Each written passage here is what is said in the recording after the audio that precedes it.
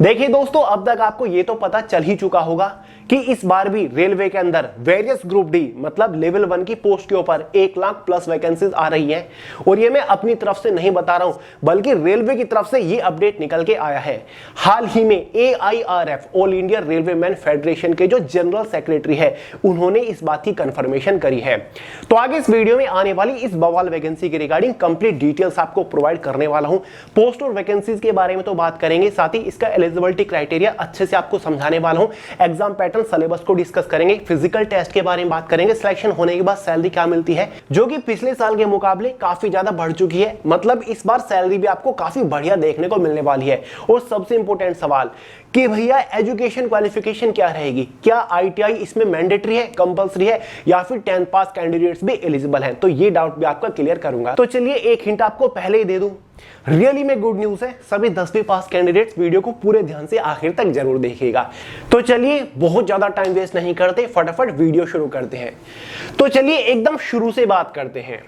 देखिए दोस्तों, इस वीडियो में हम बात कर रहे होंगे रेलवे की तरफ से आने वाली ग्रुप डी की पोस्ट के ऊपर वैकेंसीज के बारे में। पहले इनको ग्रुप डी के नाम से जाना जाता था, अब इन सभी पोस्ट को ग्रुप सी की कैटेगरी में डाल दिया गया है।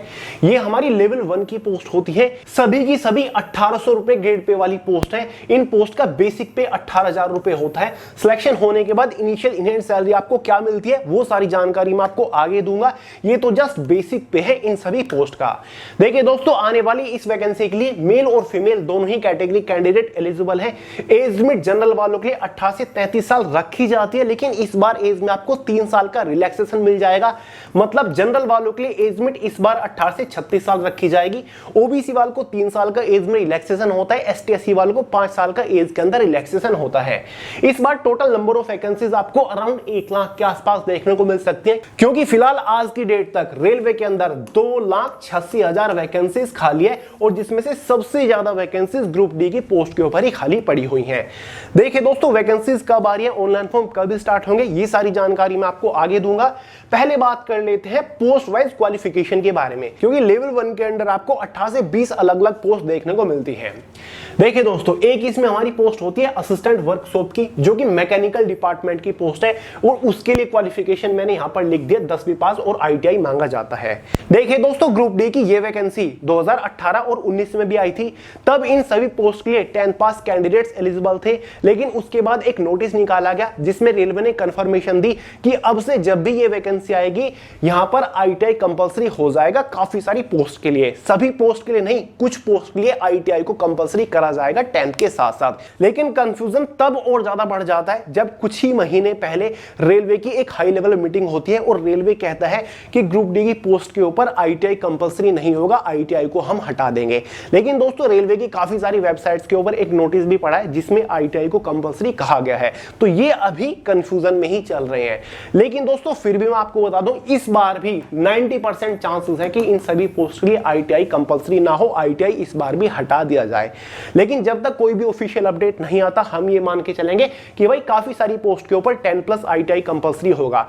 लेकिन फिर भी ग्रुप डी के अंदर काफी सारी ऐसी पोस्ट है जिनके लिए केवल 10th पास कैंडिडेट्स भी एलिजिबल है, ITI कंपलसरी नहीं है। तो भाई वो कौन कौन सी पोस्ट है आप अच्छे से देख लीजिए।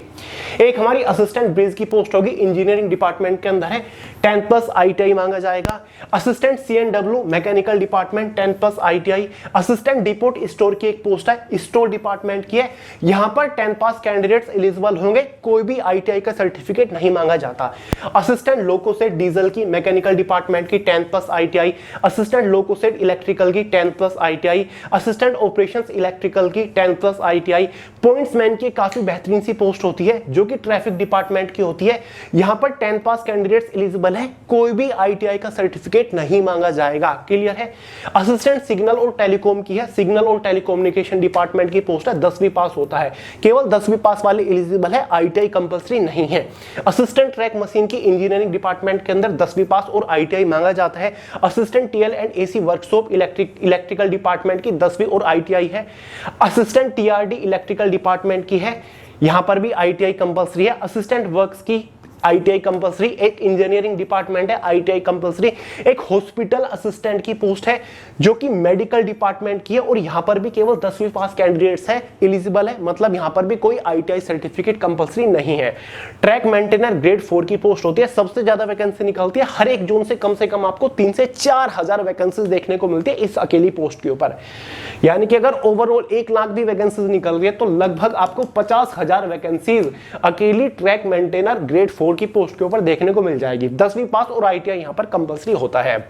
देखिए दोस्तों, जो 10th पास वालों के लिए वैकेंसीज होती है ना, वो लगभग आपको 20% देखने को मिलेगी। ठीक है, टोटल जितनी भी ग्रुप डी की वैकेंसीज होंगी उनमें से 80% वैकेंसीज में ITI कंपलसरी हो सकता है, 20% वैकेंसीज 10वीं पास वालों के लिए होगी। ठीक है, अगर 1 लाख वैकेंसीज इस बार आपको देखने को मिलती हैं तो 1 लाख में से कम 20,000 वैकेंसीज तो फिर भी 10वीं पास वालों को देखने को मिल रही है। और ये अभी बिल्कुल भी कंफर्म नहीं है कि क्या इन पोस्ट के लिए ITI कंपलसरी होगा या फिर 10th पास कैंडिडेट ही एलिजिबल होंगे। वैसे ज्यादा चांसेस है कि सभी पोस्ट के लिए 10th पास कैंडिडेट्स एलिजिबल होंगे और रेलवे ने यह भी पहले क्लियर कर रखा है कि पिछले साल ग्रुप डी के अंदर जितनी पोस्ट थी इस बार आपको पोस्ट थोड़ी सी ज्यादा देखने को मिलेंगी और कुछ नई पोस्ट भी देखने को मिलेगी। तो उम्मीद यही लगाई जा रही है कि 10वीं पास वालों के लिए कुछ और नई पोस्ट देखने को मिलेगी। अगर ITI कंपलसरी करा जाता है तो 50% वैकेंसीज ITI वालों के लिए हो सकती है और 50% वैकेंसीज 10वीं पास वालों के लिए यहां पर हो सकती है।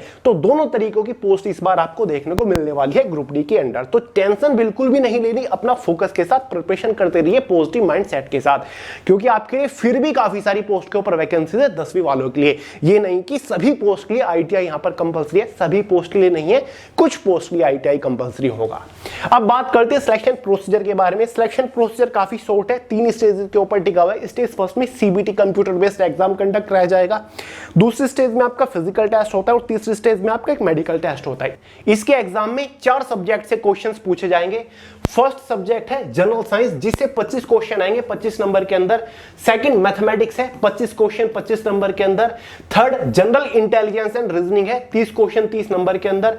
फोर्थ आपका जनरल अवेयरनेस और करंट अफेयर है 20 क्वेश्चन आएंगे 20 नंबर के अंदर। इसी के बेसिस पर एग्जाम में 100 क्वेश्चन होते हैं, 100 नंबर का पेपर रहता है, 90 मिनट यानी कि 1.5 घंटा क्वेश्चन पेपर की टाइम ड्यूरेशन होती है। 1/3 की एग्जाम में नेगेटिव मार्किंग भी रखी जाती है। देखिए दोस्तों, ये एग्जाम होने के बाद कैटेगरी वाइज एक इनिशियल क्वालिफाइंग कट ऑफ बनती है जो कि केवल डिसाइड करती है कि क्या आप इसकी सेकंड स्टेज मतलब फिजिकल टेस्ट के लिए क्वालिफाई कर रहे हो या फिर नहीं कर रहे हो। आगे बढ़ने से पहले एक बार बात कर लेते हैं इसके एग्जाम सिलेबस के बारे में। देखिए दोस्तों, इसके एग्जाम का complete detail syllabus subject wise topic wise PDF form में मैंने way to success Telegram channel के अंदर प्रोवाइड करा दिया, जिसका लिंक डिस्क्रिप्शन बॉक्स में। वहां से आप सिलेबस को अपने मोबाइल फोन के अंदर डाउनलोड करके अच्छे से देख सकते हैं, समझ सकते हैं। तो एक बार डिस्क्रिप्शन बॉक्स जरूर चेकआउट कर लीजिएगा। अब दोस्तों बात करते हैं सेकंड स्टेज के बारे में, जिसमें एक छोटा सा फिजिकल टेस्ट है। मेल और फीमेल कैंडिडेट्स के लिए अलग अलग है।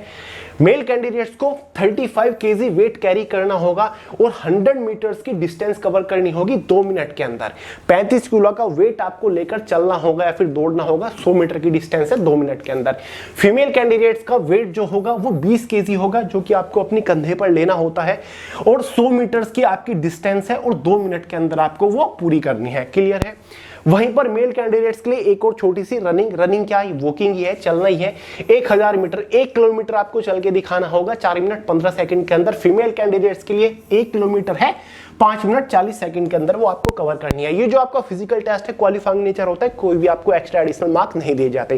क्वालिफाई करने के बाद आपका एक छोटा सा बेसिक सा मेडिकल टेस्ट होता है। मेडिकल टेस्ट की सारी स्पेसिफिकेशन या फिर जो टेस्ट वगैरह आपकी होती है, स्पेशली आई टेस्ट आपकी होती है, वो मैंने स्क्रीन के ऊपर आपके लिए डाल दिया। यहां से आप देख लीजिएगा कि भाई मेडिकल टेस्ट किस लेवल का आपका रहेगा। ठीक है, ये स्टैंडर्ड्स है मेडिकल टेस्ट के। फाइनल सिलेक्शन किस बेसिस पर होगा? फाइनल सिलेक्शन केवल और केवल एग्जाम के मार्क्स के बेसिस पर होगा। 100 नंबर में से एक फाइनल मेरिट बनेगी जो कि कैटेगरी वाइज और जोन वाइज रहने वाली है। अगर आप उस मेरिट को क्वालिफाई कर लेते हो, फाइनली आपका सिलेक्शन हो जाएगा। और ये फाइनल मेरिट आपकी पोस्ट वाइज भी बनती है। फॉर्म अप्लाई करते टाइम आपको पोस्ट को प्रेफरेंस देनी होती है कि भाई मेरी फर्स्ट प्रेफरेंस पॉइंट्समैन की है, सेकंड प्रेफरेंस मेरी ये पोस्ट है, थर्ड प्रेफरेंस मेरी हॉस्पिटल असिस्टेंट की है। इस तरीके से तो पोस्ट वाइज कट ऑफ बनती है, जिसके बेसिस पर आपको पोस्ट दी जाती है। क्लियर है? एग्जाम सिलेबस आपको ऑलरेडी बता चुका हूं, इंपॉर्टेंट है। सिलेक्शन होने के बाद सैलरी कितनी मिलती है? देखिए दोस्तों, आप सभी को पता होगा सभी सेंट्रल गवर्नमेंट एम्प्लॉय की बेसिक सैलरी का 50% अब डीए यानी कि डियरनेस अलाउंस हो चुका है। तो इस पोस्ट का जो बेसिक पे है वो 18,000 रुपए होता है, यानी कि 9,000 तो बेसिक सैलरी में आपका डियरनेस अलाउंस ही जुड़ जाएगा। उसके बाद हाउस रेंटल अलाउंस आपका होता है, साथ ही आपका ड्रेस अलाउंस भी होता है और भी काफी सारे अलाउंस होता है, जिसके बाद आपकी जो इनिशियल इनहैंड सैलरी होती है अराउंड 36,000 के आसपास होती है। पोस्ट वाइज भी वेरी करते हैं, कुछ पोस्ट के ऊपर थोड़ी बहुत कम, कुछ पोस्ट के ऊपर इससे भी थोड़ी ज्यादा सैलरी आपको देखने को मिल जाती है। तो जस्ट आफ्टर सिलेक्शन शुरुआती सैलरी इस पोस्ट के ऊपर लगभग 36,000 आपको देखने को मिलने वाली है। तो सैलरी काफी ठीक ठाक हो चुकी है और वैसे भी इस पोस्ट को ग्रुप सी की कैटेगरी में डाल दिया गया है। एग्जाम सेंटर्स आपको ऑल ओवर इंडिया के अंदर देखने को मिल जाएंगे, अपने होम स्टेट में भी एग्जाम सेंटर आपको देखने को मिल जाएगा।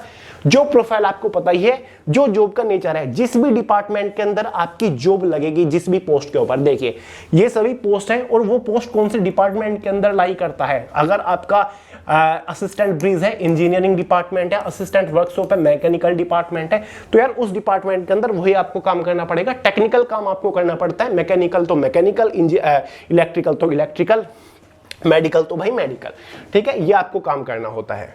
समझ गए? तो जो प्रोफाइल क्लियर हो गई। वैसे मैं एक प्लानिंग कर रहा हूं कि एक वीडियो लेकर आऊं जहां पर काम बताऊं किस पोस्ट के ऊपर सिलेक्शन के बाद काम क्या करना होता है। वीडियो जल्दी आ जाएगी। जॉब लोकेशन आपकी जोन वाइज रहती है, जिस भी रेलवे जोन से, 16 रेलवे जोन है उनमें वैकेंसीज निकलेगी। जिस भी रेलवे जोन से आप फॉर्म अप्लाई करोगे, आप गोरखपुर से कर रहे हो रेलवे जोन, आप इलाहाबाद से कर रहे हो, बिलासपुर से कर रहे हो, वहीं पर आपकी जॉब लोकेशन रहेगी, वही आपकी पोस्टिंग लोकेशन रहने वाली है। उम्मीद करता हूं डाउट्स क्लियर हो गए होंगे। फाइनली बात करते हैं कि भैया फॉर्म फीस कितनी और फॉर्म कब आ रहे हैं। देखिए जनरल ओबीसी ईडब्ल्यूएस वालों के लिए शुरुआत में 500 रुपए चार्ज किए जाते हैं, लेकिन एग्जाम होने के बाद 400 रुपए आपको रिफंड कर दिए जाते हैं। तो टेक्निकली 100 रुपए ही इसकी फॉर्म फीस होती है। एसटी एससी फीमेल्स वालों के लिए शुरुआत में 250 रुपए चार्ज किए जाएंगे, एग्जाम होने के बाद 250 के 250 आपको रिफंड कर दिए जाते हैं। तो टेक्निकली इन सभी कैटेगरी के लिए फॉर्म बिल्कुल फ्री है। फॉर्म कब निकल के आ रहे हैं? फॉर्म दोस्तों इस वैकेंसी के अक्टूबर 2024 के अंदर आ जाएंगे। ये मैं नहीं कह रहा हूं, ये खुद रेलवे कह रहा है, क्योंकि रेलवे ने कुछ महीने पहले एग्जाम कैलेंडर जारी किया था, जिसमें उन्होंने डेट दे रखी है कि भाई लेवल 1 की जो वैकेंसीज आएगी, नोटिफिकेशन जारी होगा अक्टूबर और नवंबर मंथ के अंदर जारी कर दिया जाएगा और फॉर्म भी स्टार्ट हो जाएंगे। एग्जाम जो आपका टेंटेटिवली कंडक्ट कराया जाएगा मार्च और अप्रैल 2025 के अंदर कराया जाएगा। टेक्निकली अगर देखें, अगर आपको सिलेक्शन चाहिए तो अभी से आपको तैयारी शुरू करनी पड़ेगी। ज्यादा से ज्यादा फोकस करिएगा जनरल साइंस के ऊपर, क्योंकि 25 क्वेश्चन आपके एग्जाम में आ रहे हैं और बहुत सारे लोग जनरल साइंस के ऊपर फोकस नहीं करते। तो इस एग्जाम के लिए जनरल साइंस के ऊपर जी तोड़ मेहनत करिए, करंट अफेयर्स के ऊपर सबसे ज्यादा फोकस करिएगा, ठीक है। जनरल साइंस करंट अफेयर को प्रायोरिटी पे रख के प्रिपरेशन करिएगा, तब जाके बात बनेगी। बाकी रीजनिंग और मैथमेटिक्स तो आप हर एक कॉम्पिटिटिव एग्जाम के लिए पढ़ते ही रहते हो, तो ज्यादा फोकस जनरल साइंस और करंट अफेयर के ऊपर आपको करना पड़ेगा। बाकी दोस्तों स्ट्रेटजी वीडियो जल्दी आ जाएगी, वेट करिएगा, क्योंकि हमने भी ठान लिया है कि इस बार इस एग्जाम को थोड़ा स्पेशल फोकस करने वाले हैं आपके लिए। तो चलिए दोस्तों, उम्मीद करता हूं आप सभी के डाउट्स क्लियर हो गए होंगे। जैसे ही कोई भी अपडेट निकल के आता है इस वैकेंसी के रिगार्डिंग, सबसे पहले इसी चैनल के ऊपर आपको इन्फॉर्म करूंगा, इसलिए सब्सक्राइब करके बेल आइकन को प्रेस कर लीजिएगा। तो चलिए दोस्तों, इस वीडियो में इतना ही था। पसंद आई हो लाइक करेगा, दोस्तों के साथ शेयर करेगा, चैनल को सब्सक्राइब करना मत भूलेगा। मिलते हैं अगली वीडियो में बहुत ही जल्द, तब तक के लिए जय हिंद।